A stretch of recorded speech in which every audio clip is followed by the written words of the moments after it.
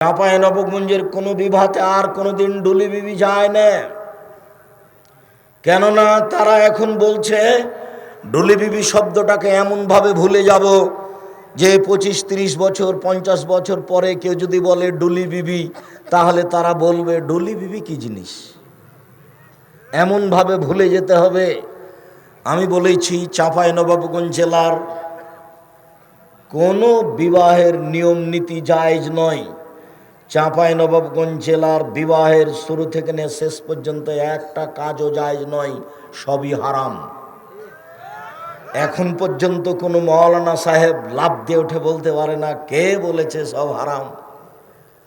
আমি বলছি সব হারাম। বউ দেখতে যাই সবাই মিলে, এই প্রথা হারাম। সবাই মিলে বায়না করে মেয়ের হাতে টাকা দেয়, এটাও হারাম। সারা গ্রামের লোক ওই যুবতী মেয়ের মুখে ক্ষীর তুলে দেয়, এটাও হারাম।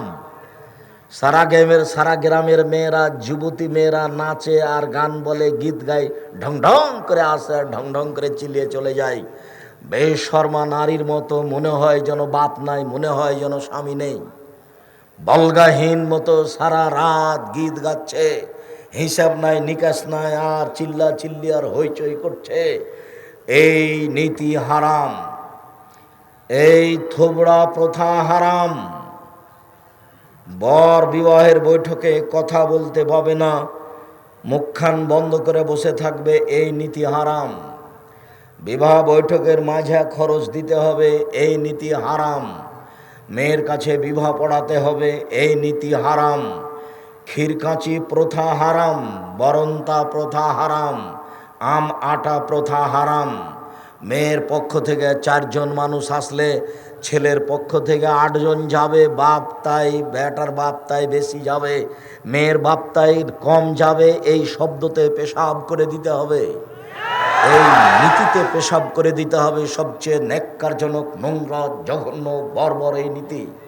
চাঁপাইনবাবগঞ্জের মাটি থেকে নোংরা, বর্বর, ন্যাক্কারজনক নীতিকে তুলে দিতে হবে। আমি আব্দুর রাজ্জাক বিন ইউসুফ নিজেও কোনোদিন করি না, করতেও দিই না। শুনুন দিনী ভাই বোন, বিবাহের সূচনাতে জেনার অভাব নাই। অতএব এমনভাবে বিড়ি, সিগারেট, জর্দা, গোল পান খাওয়া ছেড়ে দিতে হবে যাতে করে এইসব শব্দ এলাকায় আর কোনোদিন ব্যবহার না হয়। তখন বুঝতে হবে আমি মনের বিরোধিতা করতে পারি। আর এই মোবাইল ব্যবহার করতে হবে না। এই মোবাইলে ল্যাংটা মেয়ে দেখে আর চক্ষু জোড়াতে হবে না। জান্নাতে এর চেয়ে অনেক অনেক অনেক দামি মেয়ে আছে, যাদের ব্যাপারে আল্লাহ তাআলা বলছেন ওদেরকে দেখলে মনে হবে ঝিনুকের মধ্যে লুকানো মুক্তা। লামিয়াত মে সন্না ইনসুন কাবলাহুম ওয়ালা জান, যাদেরকে কোনোদিন পুরুষ স্পর্শ করেনি, যাদেরকে কোনোদিন কোনো জিন স্পর্শ করেনি, তারা এমনভাবে ঢাকা আছে। নারী জাতি যত ঢাকা থাকে তত দাম বেশি হয়, যত খোলামেলা চলে তত দাম কমে যায়। আর চাঁপাইনবাবগঞ্জ জেলার আরও একটা নোংরা নীতি, গোটা গ্রামের সবাই নাকি চাচা আর সবাই নাকি ভাই, কাজে কারোর সামনে কাউকে পর্দা করা লাগে না। ওটা আমার চাচা, ওটা আমার গ্রামের চাচা, চাচা বলে ডাকি, ভাই বলে ডাকি, যার কারণে আর এই পুরো গ্রামে পর্দা লাগে না। পর্দা শব্দটা এখন আর নাই গ্রামে, এটা আছে অন্য গ্রামে গেলে। কেননা এই গ্রামের তো সবাই আমার চাচা, সবাই আমার ভাই, তো আমি পর্দা করব কার কাছে? এই নোংরা, ন্যাক্কারজনক, বর্বর নীতি থেকে ফিরে আসতে হবে। রাসূল সাল্লাল্লাহু আলাইহি সাল্লাম যেই কথা বলেছেন সেই কথাকে মূল্যায়ন করতে হবে। রাসূল সাল্লাল্লাহু আলাইহি সাল্লাম বলেছেন 3 শ্রেণীর মানুষ জাহান্নামে যাবে। 3 শ্রেণীর মানুষ জান্নাতে যাবে না কখনো। 1, মদমিনুল খামর, যারা নিয়মিত বিড়ি, তামাক, জর্দা, সিগারেট, গোল, নেশাদার দ্রব্য খায়, পান করে, তারা জান্নাতে যাবে না। আমি অনুবাদক। 2, আর রাজলাতু মিনান নিসায়ে, পুরুষের বেশধারী নারী, যারা পুরুষের জুতা স্যান্ডেল পরে, যারা পুরুষের শার্ট প্যান্ট পরে, যারা পুরুষের পোশাক পরে, তারা জান্নাতে যাবে না। 3, অদায়ুস আল্লাযী কুররুফি আহলি আল খাবাসা, যে তার বাড়িতে বেহায়াইর সুযোগ দিয়েছেন, যার মেয়ে নগ্ন পোশাকে স্কুল কলেজে যায়, যার স্ত্রী নগ্ন পোশাকে রাস্তাঘাটে হাঁটে, এই বাড়ি ওই বাড়ি যায়, ছোট ব্লাউজ পরে থাকে। আমি ছোট ব্লাউজ কোনোদিন হারাম বলিনি দীর্ঘ 32 বছরে। আমি শাড়ি পরা হারাম বলিনি দীর্ঘ 32 বছরে। আমি বলেছি সালোয়ার কামিজ মেক্সি চাদর পরা ভালো, যদি শাড়ি পরে তাহলে 2 ছাড়ের ব্লাউজ পরতে হবে, আমি এ কথা বলেছি। যার হাত হবে কবজি পর্যন্ত, যার কোমরের নিচে চলে যাবে নিচের দিক, 1 থেকে 1.5 গজ কাপড়ের ব্লাউজ তৈরি করতে হবে, এ কথা আমি বলেছি।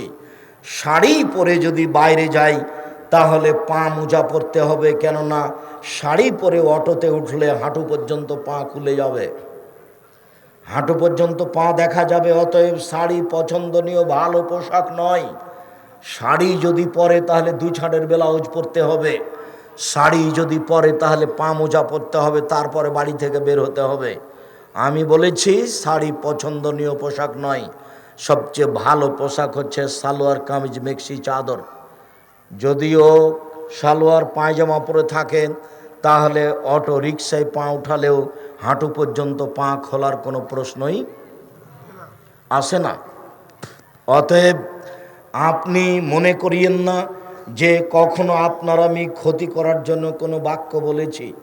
এই ছেলে শোনো, তোমার বোন তোমার মা চাঁপাইনবাবগঞ্জের মানুষ, আমার সাথে চাঁপাইনবাবগঞ্জ জেলা হিসাবে একটা আন্তরিকতা আছে। আমি তোমাদের পরিবারকে অনেক ভালোবাসি। এরপরেও তোমার মা এখন ছোট ব্লাউজ পরে বসে আছে, বলো কি করতে হবে? এখন তোমার বোন ওড়না গায়ে দিয়ে মাথায় কাপড় না দিয়ে এখানে ঘুরে বেড়াচ্ছে, ও ক্লাস 10-এ পড়ে। আমি এর জন্য দায়ী নই, এর জন্য তোমার বাপ দায়ী, এর জন্য তুমি দায়ী। জন্ম দিতে পারলেই বাপ হওয়া যায় না, একাধিক দিন বলেছি, ক্ষমতার নাম বাপ। বিবাহ করতে পারলেই স্বামী হওয়া যায় না, ক্ষমতার নাম স্বামী। রাসূল সাল্লাল্লাহু আলাইহি সাল্লাম স্ত্রীকে এত নীতির কথা বলেননি, স্বামীকে বলেছেন তুমি তোমার লাঠিটা ঝুলিয়ে রাখিও দরজায়, তোমার স্ত্রী ছেলে মেয়ে দেখে যেন সতর্ক হয়, একটু উলটপালট চললে লাঠি হবে। রাসূল সাল্লাল্লাহু আলাইহি সাল্লাম পরিবারের মালিক, আপনাকে বলেছেন যে লা তারফা আসাকা আদাবান, তুমি তোমার পরিবার থেকে লাঠি উঠিয়ে নিও না। রাসূল সাল্লাল্লাহু আলাইহি সাল্লাম পরিবার কন্ট্রোল করার জন্য লাঠি শব্দ 5-7 বার ব্যবহার করেছেন। অতএব কাপুরুষের পরিচয় দিয়ে তাহাজ্জুদ পড়ে জান্নাত কিনা যাবে না। স্ত্রীর কারণে মেয়ের কারণে জান্নাত হারিয়ে জাহান্নাম হবে। সম্মানিত দিনী ভাই বোন, উপস্থিত বৈঠকের দিনী মুসলিম বোনকে লক্ষ্য করে আরও একটি কথা বলে আমরা এই আলোচনা থেকে সামনের দিকে আগিয়ে যাচ্ছি। উপস্থিত দিনী বৈঠকের মুসলিম বোন, আপনাকে বলতে চাচ্ছি, শিখেন। আপনার লজ্জা করা দরকার, আপনার ইতস্তবোধ করা উচিত, আপনার হায়াবোধ থাকা উচিত, আপনার বোধোদয় থাকা উচিত। আপনাকে দেখে হাজারো মানুষ পাপ করে জাহান্নামে চলে যায়, আর আপনি নিজেকে শিক্ষিতা মহিলা মনে করেন, এটা ভুল হিসাব। নিজেও সালাত আদায় করলেন না, নামাজ পড়লেন না, আবার হাজারো মানুষকে পাপী করলেন, তারপরে আপনি বলছেন আমি শিক্ষিতা মহিলা। এটা কথা চলে না। আপনাকে দেখে কত মানুষ পাপ করেছে তা কি আপনি জানেন? আপনাকে আরো বলে রাখছি, যত মানুষ আপনাকে দেখেছে এতে যত পাপ হয়েছে, এই পাপগুলি 3 ভাগে বিভক্ত। সমস্ত পাপের মালিক একাই আপনি। এই পরিমাণ পাপ হয়েছে আপনার বাপের, এই পরিমাণ পাপ হয়েছে আপনার স্বামীর। কারো পাপ কম হবে না, সবাই একই সমান পাপের অধিকারী আপনার কারণে। অতএব আপনি লজ্জাবোধ করুন। আপনাকে বলছি, শুনে রাখুন। আবু হুরায়রা রাদিয়াল্লাহু তাআলা আনহু বলেন, রাসূল সাল্লাল্লাহু আলাইহি সাল্লাম বলেছেন, সিনফান মিন আহলিন নার, 2 শ্রেণীর মানুষ জাহান্নামে যাবে, আমি তাদের দেখিনি। মুহাম্মদ সাল্লাল্লাহু আলাইহি সাল্লাম বলেন, 2 শ্রেণীর মানুষ জাহান্নামে যাবে, আমি তাদের দেখিনি। এক কমন মাহুম সেয়াতুন, এক শ্রেণীর মানুষ, তারা হাতে থাকবে লাঠি, কাজ নাবিল বাকারে, গাভীর লেজের মতো, একদিক মোটা একদিক চিকন, এরকম লাঠি তাদের হাতে থাকবে। এজরবে বেহান্নাস, তা দিয়ে তারা মানুষকে মারবে, এই মানুষগুলি জাহান্নামে যাবে। এরকম লাঠি থাকে যারা প্রশাসনে থাকে তাদের হাতে, এরকম লাঠি থাকে যারা শিক্ষার নামে কলেজ বিশ্ববিদ্যালয়ে পড়ে, সময়ে সময়ে মারামারি করার সময় ব্যবহার করে, তাদের হাতে এমন লাঠি থাকে। এরকম লাঠি থাকে যারা দলীয় দাপট দেখায়, দলীয় দাপট দেখিয়ে দাঙ্গাবাজি করে চাঁপাইনবাবগঞ্জ জেলে হাজারো মানুষকে জেলে রেখে ক্ষমতা দেখিয়ে বসবাস করতে চায়। আপনাকে বলতে চাচ্ছি, চাঁপাইনবাবগঞ্জ জেলার দিনী ভাই বোনকে আমি বলতে চাচ্ছি, অনুরোধ রক্ষা করুন। দাঙ্গাবাজি করে, ক্ষমতা দেখিয়ে, জুলুমবাজি করে, রক্তরাজ করে, ক্ষমতা দেখিয়ে 1 মিনিট বাঁচার চেষ্টা করিয়েন না। ফেরাউন ডুবে গেছে, যেহেতু ফেরাউন ডুবে গেছে, কাজে পৃথিবীর কোনো মানুষের ক্ষমতা চলবে না, আপনি মনে রাখবেন। সেদিন আল্লাহ তাআলা যেদিন বিচার আরম্ভ করবেন, সেদিন আল্লাহ তাআলা বলবেন, আইনাল জব্বার আইনাল মুতাকাব্বির, স্বৈরাচারী, স্বেচ্ছাচারী, অহংকারী, বদমেজাজি, দাঙ্গাবাজি করে যারা, তারা আজকে কোথায়? আনা মালিকুল আমলাক, আমি হচ্ছি রাজাধিরাজ।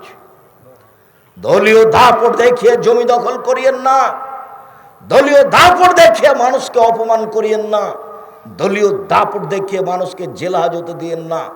চাঁপাইনবাবগঞ্জ জেলে আজও হাজারো মানুষ আছে, জজ জানে না আসল ঘটনা কি, উকিল জানে না আসল ঘটনা কি, যে জেলে আছে সেও জানে না ঘটনা কি। আমি কেন জেলে?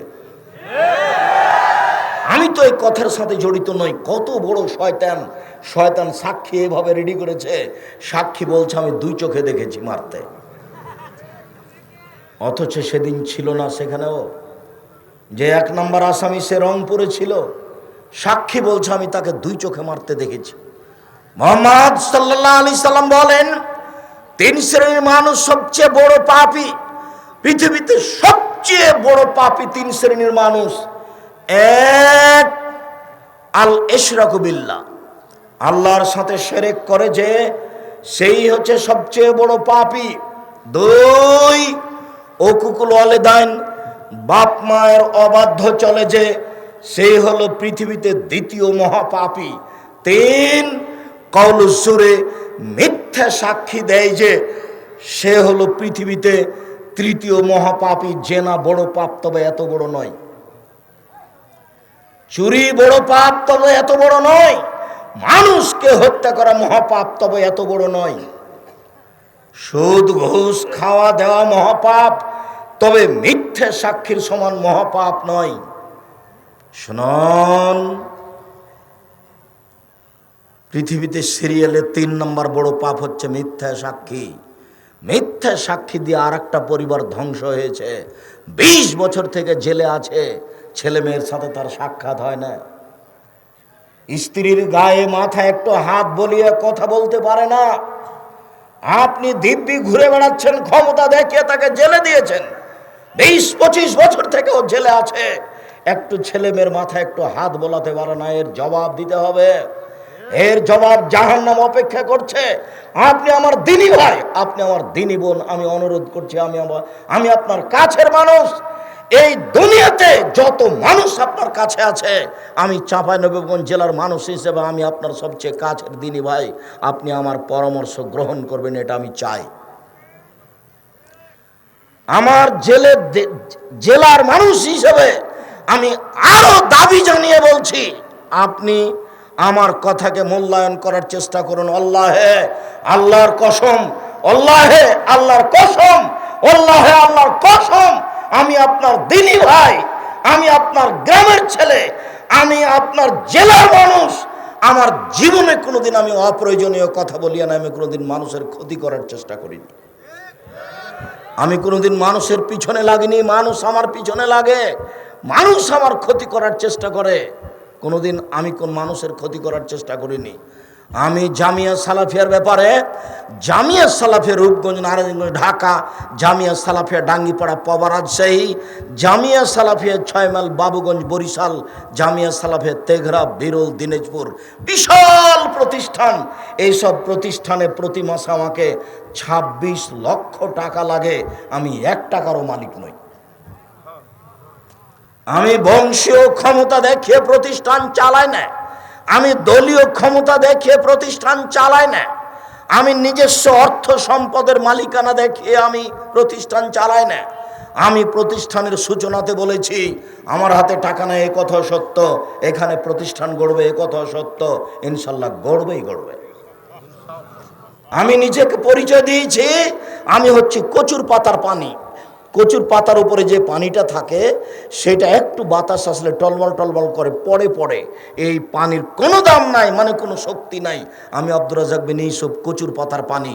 আমি নিজেকে কিছু মনে করে জাতির সামনে 1 মিনিট আসিনি। বিমানবন্দরে ঢুকলে মানুষজন আমার পিছে পিছে দৌড়িয়ে আসে, সে পৃথিবীর যে বিমানবন্দরে হোক না কেন। আমি বিমান থেকে নেমে বলি না যে আমি হচ্ছি ভিআইপি মানুষ, আমার জন্য গাড়ির ব্যবস্থা করো, এরকম কথা আমি কাউকে বলি না। আমি বিমান থেকে নামলে দেখি কত মানুষ পিছনে ছুটে এসে বলে যে আসেন গাড়িতে ওঠেন। আমি ভালো লিখতেও পারি না। আমি যখন বই পুস্তক লেখা শুরু করলাম, লেখার সূচনাটা আমি কাউকে দেখতে দিলাম। 1 বছর পরে উনি যখন আমার দেখে দিলেন না, তখন আমি বললাম আমি চাঁপাইনবাবগঞ্জের ভাষাতে বই লিখব, যা জানি তাতেই লিখবো। চাঁপাইনবাবগঞ্জের ভাষা যেভাবে বলি আমি তুমি সেটাই করব। আমি জাতির সামনে কোনোদিন ব্যক্তিত্ব দেখিয়ে 1 মিনিট থাকি না। আর আমি 10 পয়সার কোনোদিন ক্ষতি করি না। এটা আমার বোনের বড় সাহস। আমি জামিয়া সালাফে অ্যাকশন দেখলে আমি তার টাকা দিয়ে দিই। আমি 10 পয়সার ক্ষতি করি না, এটা আমার সাহস। আমি আমার কাজে সফল হবই ইনশাআল্লাহ। এদেশের সবচেয়ে বড় প্রতিষ্ঠান আপনার বাড়ির পাশে রাজশাহীতে, যেটা ডাঙ্গিপাড়া, 25 বিঘা জমির উপরে এ প্রতিষ্ঠান অবস্থান করে। এখানে একটা মসজিদ আছে 90% জমির উপরে, যার একতলাতে 3000 মানুষ সালাত আদায় করতে পারবে। সারা বাংলাদেশের উত্তরবঙ্গে সবচেয়ে বড় মসজিদ। আর যেটা জামিয়া সালাফিয়া রূপগঞ্জ, নারায়ণগঞ্জ, ঢাকা, ওর জন্য জমি বরাদ্দ হয়েছে 200 শতক, মানে 6 বিঘার উপরে। শুধু খালি মসজিদ, এক মসজিদের একতলাতে 10,000 মুসাল্লি একসাথে সালাত আদায় করতে পারবে। সেই প্রতিষ্ঠান অবস্থান করছে 50 বিঘা জমির উপরে। 50 বিঘা, তারও সময়ের উপরে বেশি হতে পারে। এসবগুলোর পিছনে আমার কোনো ব্যক্তিগত প্রচেষ্টা নেই। আমি কোনো কথা ভাবতেও পারি না, কোনো কথা চিন্তা করতে পারি না। আমার জীবনে আমি কোনোদিন এই বক্তব্যের জগতে একটা বাক্য কারো নকল করে বলিনি। আর যেভাবে আপনি দেখছেন এভাবে চলা ছাড়া আমার কোনোদিন পরিবর্তন হয়নি চলা, দেশে হোক আর বিদেশে হোক। সম্মানিত দিনী ভাই বোন, আমি এতটুকু এই কথাগুলো বলে আমি আপনার কাছের মানুষ হতে চাচ্ছি, এটা আমার মৌলিক লক্ষ্য। আপনার কাছের মানুষ হয়ে আমি অনুরোধ করছি যে আমার বাপ মা, আমার বোন, আমার ভাই যেইভাবে মূল্যায়ন করার চেষ্টা করছে বা আমি চেষ্টা করছি, আপনি আমার ভাই বোন হিসাবে সেভাবে আমার কথাকে মূল্যায়ন করার চেষ্টা করবেন, এটা আমার অনুরোধ। আপনার ক্ষতি করে আপনাকে ফাঁকি দিয়ে আমি পরকাল হারাতে রাজি নই, এইটুকু আমার অনুরোধ। সম্মানিত দিনী ভাই বোন, যারা আমার বোনেরা আছেন তারা আপনারা মনে করেন না, যারা বাড়িতে আছেন, যে আব্দুর রাজ্জাক সাহেব আমাদের এলাকার মহিলা বৈঠককে নাকচ করেছে। আমি মহিলা বৈঠককে নাকচ করিনি। আমি বলেছি এই জেলা থেকে ওই জেলা, এই থানা থেকে ওই থানা, এই গ্রাম থেকে ওই গ্রাম বক্তব্য দিতে মহিলারা যেতে পাবে না। কেন বলেছি? আমি প্রমাণ দিতে পারবো না, এই জন্য আমি বলেছি বাড়ি থেকে ওই গ্রামের মহিলাদেরকেও শিক্ষা দিবে। আমি তার প্রমাণ দিতে পারবো। কেন? আয়েশা রাদিয়াল্লাহু তাআলা আনহা বাড়িতে মানুষকে শিক্ষা দিতেন, পুরুষ নারীকে শিক্ষা দিতেন। আমি যেটার প্রমাণ দিতে পারবো সেটাই বলেছি, আর যেটা প্রমাণ দিতে পারবো না সেটা আমি বলি না। অতএব ওটা আমি কোনোদিনই বলবো না, বরং আপনাকে ফিরে আসতে হবে। আপনি মহিলা বৈঠকের নামে এ দেশে যত বেদাত নোংরা কাজ চালু করেছেন, তওবা করে আপনাকে ফিরে আসতে হবে। লোকটা মারা গেছে, ওই বাড়িতে আপনি সবাই মিলে হাত তুলে মোনাজাত করলেন কেন? কেন ওখানে অত দোয়া পড়ার ভান দেখাচ্ছেন? আপনি দোয়া জানেন? আমি তো বললে আপনি কষ্ট পাবেন, আপনার বাপই জানেন, আপনি তো বহুদূরের কথা। আপনি দোয়া জানেন, আপনি কষ্ট পেলে আমি কি করতে পারি? আমি আপনার ভাই। আপনি আমাকে জিজ্ঞাসা করতেন, আব্দুর রাজ্জাক সাহেব, আমরা মহিলা বৈঠক করি, গ্রামে করি, গ্রামের মহিলারা আসে, আমরা তাদের সামনে দিন প্রচার করি, তো কি করতে হবে? আমি আপনাকে পরামর্শ দিব। আমি আপনার দিনই ভাই, আমি আব্দুর রাজ্জাক বিন ইউসুফ, আমার সাথে যদি কথা বলার সুযোগ না হয়, তাহলে কে বড় লাভবান বই আছে, কে বড় ক্ষতিগ্রস্ত বই আছে, উপদেশ বই আছে। আমি নিজে উপদেশ বই পড়ে পড়ে বক্তব্য দিই, আপনি উপদেশ বইটা পড়ে পড়ে বক্তব্য দিবেন। একটা বাক্য মানুষের কথা নেই, একটা বাক্য জাল জয়ী হাদিস নেই, একটা বাক্য কেসা কাহিনী নাই এই উপদেশ বইয়ে। বিশাল বই। সম্মানিত দিনী ভাই বোন, আমি এই কথা বলে আমি আপনার কাছের হতে চাচ্ছি, সাথে সাথে আমি যেটা বলছি সেটা মেনে চলার জন্য অনুরোধ করছি। আল্লাহে আল্লাহর কসম, আল্লাহে আল্লাহর কসম, আল্লাহে আল্লাহর কসম, ধর্মের নামে আপনাকে ফাঁকি দিতে চাই না। ধর্মের নামে আপনাকে আমি ফাঁকি দিতে চাই না। আপনি রাসূল সাল্লাল্লাহু আলাইহি ওয়াসাল্লামের পদ্ধতিতে আসেন। এই যে রমজান আসছে, আমি নিজে গোটা গ্রামের লোকজন একসাথে হয়ে মক্তবে পড়ি, সেই জন্য মহিলাদের একসাথে সারা রাত কোরআন মাজিদ পড়েছি, তার নাম নাকি রাত জাগা, একবারে নগদ মিথ্যা। 8 রাকাত তারাবি পড়তে হবে সারা রাতে দীর্ঘ সময়ে ঘরে নিজের জায়গায়, তার নাম হলো রাত জাগা। সবাই মিলে কোরআন মাজিদ পড়লো, গল্প করলো, বিস্কুট খেলো, তার নাম হলো রাত জাগলো। অবাক, এটা তো নয়, এটা তো রমজান নয়। রমজান তো চলে এসেছে। চাঁপাইনবাবগঞ্জের মানুষ কেন 27শে রমজান 27শে রজব রোজা থাকলো? সারা চাঁপাইনবাবগঞ্জ জেলার পুরুষ নারীকে আমি বলছি, আপনি অন্যায় করেছেন, এর জন্য জবাব আপনাকে দিতে হবে। মহিলা বৈঠক করেছো তুমি, তোমাকে দিতে হবে, এই হুজুরকে দিতে হবে। যত মানুষ সারা পৃথিবীতে 27শে রজব রোজা থাকবে, থেকেছে, সবাই পাপী। 27শে রজবের রোজা কিয়ামত পর্যন্ত প্রমাণ করা যাবে না। যা মুখ দিয়ে বলছি তা 19-20 হওয়ার কোনো সুযোগ নেই। তবে আমি মানুষ, আপনি কোন সাহসে গ্রামের মেয়েদেরকে 27শে রজব রোজা থাকার জন্য বললেন? আপনি বলতে পারতেন যে শাবান মাস আসছে, আপনি বেশি বেশি রোজা থাকেন, 15টা 20টা 25টা থাকেন, এই কথা আপনি বলতে পারতেন। আপনি 27শে রজবে নিয়ে গেলেন কেন মানুষকে? কেন আপনাকে শাবান মাসে 2 দিন রোজা থাকতে হবে, 1 দিন থাকতে হবে? আপনি শরীয়তের 5 পয়সা দাম দেন না, চিন্তা করেন না, তদন্ত করেন না, যারা জানে তাদের কাছে আশ্রয় নেন না। সম্মানিত দিনী ভাই বোন, ধর্মের নামে জাতিকে ফাঁকি দিয়ে পরকাল হারার চেষ্টা করেন, এটা খুব কঠিন জিনিস। নিজে জাহান্নামে যান, আর একজনকে ধর্মের নামে পাঠায়েন না। রাসূল সাল্লাল্লাহু আলাইহি ওয়াসাল্লাম বলেছেন, পৃথিবীর মানুষ মান কাযাবা আলাইয়া মুতাআম্মিদান ফালিয়াতাবাওয়া মাকাদাহু মিনান নার। কেউ যদি কোনো কথা আমার নামে বলে, কেউ যদি কোনো কথা আমার নামে বলে, সেই কথা যদি আমার না হয় তাহলে সে জাহান্নামে যাবে। 27শে রজব যদি নবীর না হয় তাহলে যত মানুষ বলছে সবাই জাহান্নামে যাবে। যারা করছে তারাও পাপী হবে। আমি আপনাকে বলেছি যে ধর্মের নামে মিথ্যা কথা থাকে। দিন রাত কেতাব খুলে দেখিয়ে বলেছি যে এদিকে দেখেন আপনি, গোটা পাতা ভরে লেখা আছে কোরআন খতমের দোয়া। কোরআন খতম করলে এই দোয়া পড়তে হয়। 32 বছর চলছে আমার বলা, যে একটা বাক্য যদি নবী বলেছেন এটা প্রমাণ হয়ে যায়, আমি আব্দুর রাজ্জাক বিন ইউসুফ সেদিন থেকে আর জাতির সামনে আসবো না। মানুষ যদি মিথ্যা কথা ধর্মের নামের কোরআন মাজিদের গায়ে লিখে দিতে পারে, তাহলে অন্য জগতে আরো পারে।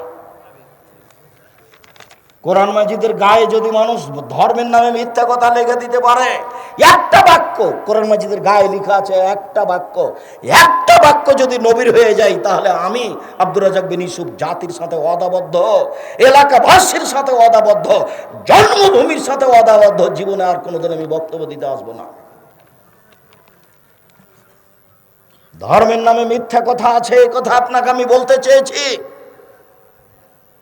মুকশাদুল মুমিন বইয়ের হেডলাইন আপনাকে আমি শতদিন শুনিয়েছি। শত হাজার হাজার মিথ্যা কথা আছে, 2-1টা আপনাকে আমি শুনিয়ে থাকি আপনার মনে থাকার জন্য। মুকশাদুল মুমিন বইয়ে একটা হেডলাইন আছে যে অবিবাহিত ছেলেমেয়ের পড়া নিষেধ। তো হেডলাইন যে দেখে সেই পড়ে, কিরে কি লেখা আছে? যে দেখে সেই পড়ে। হেডলাইন তো পড়লেই তো একটা মাথা ঘুরে উঠবে। অবিবাহিত ছেলে মেয়ের পড়া নিষেধ, তো সবাই তখন বলবে যে কি আছে, মানে হেডলাইনই ভুল, হেডলাইনটাই ঠিক নয়। এখন লিখছে ভিতরে, সফরের পূর্বে স্ত্রী মিলন হলে ছেলে ভ্যাংচা হয়, হেডলাইনের পরে লিখছে। ভরা পেটে স্ত্রী মিলন হলে ছেলে টেরা হয়। চন্দ্র গ্রহণের সময়, সূর্য গ্রহণের সময় স্ত্রী মিলন হলে ছেলে কানা হয়। আল্লাহে, আল্লাহর কসম, আল্লাহর কসম, ওই হেডলাইনের পরে একটা কথা আল্লাহ রাসূলের নয়, সব সরাসরি কোরআন মাজিদের বিরোধী, আল্লাহর বিরোধী। আল্লাহ স্ত্রীর ব্যাপারে বলেছেন, নিসাউকুম হারসুল লাকুম ফাতু হারসাকুম আন্না শাইতুম। পৃথিবীর মানুষ তোমাদের স্ত্রী, তোমাদের জমি। পৃথিবীর মানুষ তোমাদের স্ত্রী, তোমাদের ক্ষেত। তোমরা তোমাদের ক্ষেতে আসো, তোমাদের জমিতে আসো, তোমাদের ইচ্ছে মতো। সকালেই কি, বিকেলেই কি, ভরা পেটে কি, সফরের পূর্বেই কি, চন্দ্রগ্রহণ লাগলেই কি আর না লাগলেই কি। আল্লাহ এ কথা বলেন, আর লেখক এ কথা বলে। আর আপনার মহিলা বৈঠকে বুবু বলে, বুবু 27শে রজব রোজা রাখো বুবু, এত নেকি হবে বুবু। পৈতৃক সম্পত্তি বুবু চাঁপাইনবাবগঞ্জে আছে বুবু। মাগরিবের পরে 6 রাকাত সালাত আদায় করো বুবু, একবারে 12 বছর নেকি পাবা বুবু। মাগরিবের পরে 6 রাকাত সালাত আদায় করলে 12 বছরের নেকি পাওয়া যাবে। হাদিস তো আছে, তো মানুষের বানানো হাদিস। এদেশের মাটিতে প্রায় 3 লক্ষ জাল জৈব হাদিস আছে। আমার বাসায় আছে 10,000 টাকার গায়ে লেখা আছে, চাহিবে মাত্র ইহার বাহককে দিতে বাধ্য থাকিবে। আমি বলার সাথে আপনাকে আমি 10,000 জাল জৈব হাদিস দেখাতে প্রস্তুত আছি। বাসাতে রেডি করে রেখেছি, এগুলো আপনার জন্য। আপনি যখন যাবেন যে দেখি আব্দুর রাজ্জাক সাহেব কোথায় জাল জৈব হাদিসগুলো, সেগুলো আপনাকে আমি দেখাবো, যেন আপনার স্বাদটা ভালোভাবে মিটে। ঠিকই তো কথা। ধর্মের নামে বিকৃত ধর্ম আছে। তো শুধু খালি বিবাহের ব্যাপারে বললাম। আর মানুষ মমর্ষ থেকে নিয়ে একটা বই আছে, মমর্ষ থেকে নিয়ে কবর পর্যন্ত, এইখানে আজকেও আছে। তো মমর্ষ থেকে নিয়ে কবর পর্যন্ত আমাদের দেশে 241টা বিদাত আছে, যেগুলো মানুষ দিন রাত করছে। খুব আমার ভালো মনে আছে, আমার চাচা মৌলবি মানুষ কবরস্থানে দোয়া করতে গেছে, তো সব চতুর্দিকে দাঁড়াচ্ছে। তখন বলছে ওই জায়গাটা ফাঁকা আছে, ওখানে দাঁড়া, ওই জায়গাটা বন্ধ করো। আমি তো আর তখন জিজ্ঞাসা করতে পারিনি, চাচা ফাঁকা বন্ধ করতে বলছেন কেন? সবাই মিলে কবরস্থানের চতুর্দিকে গিয়ে হাত তুলে দোয়া করছে, ওরা নগদ বেদাত। কবর জিয়ারত করতে আল্লাহ রাসূল আদেশ করছেন। আল্লাহ রাসূল নিজে গিয়ে কবরে গিয়ে হাত তুলে দোয়া করছেন। হাত তুলে দোয়া করতে হবে প্রমাণে 36টি হাদিস খালি বুখারী মুসলিমে আছে। দুয়ার বই, আব্দুর রাজ্জাক বিন ইউসুফ দুয়ার বই, এতে আমি 35টা হাদিস ধারাবাহিক পেশ করেছি। আর অনেক হাদিস পেশ করেছি জাল জৈব। 16টা স্থান উল্লেখ করা আছে কোথায় কোথায় হাত তুলে দোয়া করতে হবে। আপনি তো 100 টাকা দিয়ে কিনলেন না, আর বললেন যে আব্দুর রাজ্জাক সাহেব আমাদের এলাকার মানুষ হলে কি হবে, না কিনে ওনাকে ঠগিয়ে দিয়েছে। না কিনে ঠগিয়ে দেওয়া হয়নি, কিনতে হয়তো ভুল হয়েছে। নাই কেন, কিসের ভালোবাসা আপনি আমাকে দেখাতে চাচ্ছেন? আমি মুখে কলমে মিডিয়ায় জাতির সামনে ধর্ম প্রচার করছি ফাঁকি না দিয়ে। বলেছি আমার হাতে টাকা নেই, এ কথাও সত্য। এখানে প্রতিষ্ঠান গড়বো, এ কথাও সত্য। গর্বই গর্ব ইনশাআল্লাহ, যেখানে ছেলে মেয়েরা বাংলা, ইংরেজি, আরবি উন্নত মানের শিক্ষা অর্জন করে জাতির অন্যায়ের বিরুদ্ধে লড়বে। মুখে কলমে মিডিয়ায়, মুখ এই যে বলছি দিন রাত, কলম এই যে বই পুস্তক যা দেখছেন, কে বড় ক্ষতিগ্রস্ত, কে বড় লাভবান, আদর্শ পরিবার, আদর্শ নারী, বক্তা শ্রোতার পরিচয়। মরণ একদিন আসবে, তাফসির কি মিথ্যা হতে পারে? উপদেশ, এ নামাজের উপরে, সলাতের উপরে বই, এই যে পোশাক, কলম চলছে আব্দুল্লাহ মিন্নাতুল বাড়ি, আরও বই আছে। সাথে সাথে অনলাইন মিডিয়াতে আছে, অনলাইন আল ইতিসাম টিভি। দিন রাত আপনার কাছে আমি প্রশ্ন উত্তর দিচ্ছি, কথা বলছি, মুখে কলমে মিডিয়ায় কাজ করে যাচ্ছে। আপনি কেন মূল্যায়ন করতে চাচ্ছেন না? এ দেশের মক্তব্য পরিবর্তন করব। আগে যেসব মক্তব্যগুলো ছিল সেগুলো আমরা চালু করব পুনরায় ইনশাআল্লাহ। এসব দায়িত্ব আর দাওয়ালার সদস্য যারা দায়িত্ব পালন করছে আব্দুল্লাহ, তারা এগুলো চেষ্টা চালিয়ে যাচ্ছে। আমি তো মানুষ হিসাবে একেবারে নগণ্য মানুষ হলেও জীবন বাজি রেখে, সাংসারিক চিন্তা ভাবনা না করে, বাড়িঘরের চিন্তা ভাবনা না করে, আহাল পরিবারের চিন্তা ভাবনা না করে চেষ্টা চালিয়ে যাচ্ছি। আপনাকে আমি দোয়া করার জন্য অনুরোধ জানাচ্ছি। সম্মানিত দিনী ভাই বোন, সাহাল রাদিয়াল্লাহু তাআলা আনহু বলেন, রাসূল সাল্লাল্লাহু আলাইহি সাল্লাম বলেছেন, ফিল জান্নাহ সামানি আবওয়াব, জান্নাতে রয়েছে 8টি দরজা। জান্নাতে একটি দরজা 8টি, জান্নাতে একটি দরজা 8টি, জাহান্নামে একটি দরজা 7টি। 8টি দরজার একটা দরজার নাম রায়ান। রায়ান মানে হচ্ছে পানি পান করে তৃপ্তি লাভ করা। রাসূল সাল্লাল্লাহু আলাইহি ওয়াসাল্লাম বলেন, ইজা দাখাল আখিরু মুগলিকা, যখন রায়ান দরজা দিয়ে শেষ ব্যক্তি ঢুকে যাবে তখন এই দরজা বন্ধ করা হবে। কথাটি এখনো স্পষ্ট করতে পারিনি। এই ছেলেরা শোনো, এক খেলে আমার দিকে চেয়ে থাকবা। পাখি যেন মনে করে তুমি একটা পাথর, পাখি যেন তোমার মাথায় বসতে চাই পাথর মনে করে, এমনভাবে এক খেয়ালে চেয়ে থাকবা, কথা যেন আমার 19-20 না হয়। যখন মানুষ জান্নাতে ঢুকবে তখন 8টা দরজা থেকে ফেরেশতারা ডাকবেন, যারা দান করেছেন এই দরজা দিয়ে আসেন, যারা হজ করেছেন তারা এই দরজা দিয়ে আসেন, যারা সিয়াম পালন করেছেন রোজা তারা এই দরজা দিয়ে আসেন, যারা সালাত আদায় করেছেন তারা ওই দরজা দিয়ে আসেন। এইভাবে ফেরেশতারা চিৎকার করতে থাকবেন। আবু বকর সিদ্দিক রাদিয়াল্লাহু তাআলা আনহু বললেন, আল্লাহর নবী, সব দরজা থেকে ডাকা হবে এমন কেউ আছে, এমন কেউ হবে? তো আল্লাহ রাসূল বলছেন, হ্যাঁ তুমি তার মধ্যে, তুমি তার মধ্যে। তোমার এত মান সম্মান বেশি যে সব দরজা থেকে তোমাকে বলবে, আসেন আপনি এই দরজা দিয়ে আসেন, আপনি এই দরজা দিয়ে আসেন, আপনি এই দরজা দিয়ে আসেন। এখন যেটা বলতে চাচ্ছি সেটা হলো এই, 8টি দরজার একটি দরজার শেষ ব্যক্তি ঢুকলে এটা বন্ধ হয়ে যাবে, তখন সবগুলো খোলা আছে। হজ করে দানের দরজা দিয়ে ঢুকতে পারবে, দান করে হজের দরজা দিয়ে ঢুকতে পারবে, কিন্তু সিয়াম পালন রোজা রাখা ব্যতীত এই দরজা দিয়ে ঢোকা যাবে না। এটা হলো পার্সোনাল মর্যাদা। এই দরজার সাথে কোনো ইবাদতের মিল নেই। সিয়াম ভিন্ন ধরনের ইবাদত। মহিলা বৈঠকে যদি মানুষকে সিয়াম রোজা থাকার জন্য উদ্বুদ্ধ করতো তাহলে অনেক ভালো হতো। মানুষ বুঝতো বৃহস্পতিবার সোমবার সিয়াম থাকতে হবে, মানুষ বুঝতো প্রতি মাসে 13, 14, 15 3 দিন সিয়াম থাকতে হবে, মানুষ বুঝতো আরাফার দিন সিয়াম থাকতে হবে, মানুষ বুঝতো মুহররমের 2 দিন সিয়াম থাকতে হবে, মানুষ বুঝতো একদিন সিয়াম থাকতে হবে, একদিন এমনি থাকতে হবে, মানুষ বুঝতো রমজানের সব সিয়াম থাকতে হবে। এটা প্রয়োজন ছিল। সম্মানিত দ্বীনি ভাই বোন, ইবাদতের জগতে সবচেয়ে ভিন্ন ধরনের ব্যতিক্রম ইবাদত হলো সিয়াম। উমামা বাহিলি রাদিয়াল্লাহু তাআলা আনহু বলেন, আমি রাসূল সাল্লাল্লাহু আলাইহি ওয়াসাল্লামকে বললাম, মুরনি বিআমালিন, আল্লাহর নবী আমাকে একটা আমলের কথা বলেন যে আমল করে আমি জান্নাতে চলে যাব।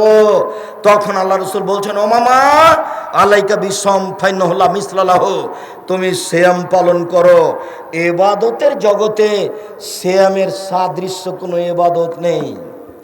হজ সিয়ামের মতো নয়, সালাত সিয়ামের মতো নয়, দান খায়রাত সিয়ামের মতো নয়, তাসবিহ তাহলিল জিকির আজকার সিয়ামের মতো নয়। পৃথিবীতে এমন কোনো ইবাদত নেই যেটা সিয়ামের মতো সাদৃশ্য হতে পারে। তিনি অন্য বর্ণনায় বললেন, ফাইনাল্লাহ ইদরালাহু, ইবাদতের জগতে সিয়ামের সমপর্যায়ের কোনো ইবাদত নেই। বলা যাবে না যে এই ইবাদতটা সিয়ামের সমপর্যায়ের ইবাদত। সিয়ামটাকে উপরে রাখতে হবে আর বাকি ইবাদত নিচে রাখতে হবে, এইটা কখনো তার সমপর্যায় হতে পারবে না। আমি এ কথা বলিনি, এ কথা মুহাম্মদ সাল্লাল্লাহু আলাইহি ওয়াসাল্লাম বলেছেন, আমি অনুবাদক। একটা বই পাওয়া যাবে কে বড় লাভবান, একটা বই পাওয়া যাবে উপদেশ। আপনি দেখেন সিয়ামের আলোচনাতে সব হাদিস দেওয়া আছে। কেন আপনি পড়েন না তা আমি বুঝতে পারি না। আপনি কেন বক্তব্যকে মূল্যায়ন করেন না তা আমি, বাচ্চা বসো, প্রয়োজন দেখায়েন না। আমরা খুব অল্প সময় আলোচনা শেষ করব। আপনার বিরক্তির আগেই আমরা আলোচনা শেষ করব। যদিচ আলোচনার সূচনাতে আছে, এর অর্থ এই নয় যে ঘন্টার ঘন্টা কথা বলবো। আর আমি নিজেও ক্লান্ত।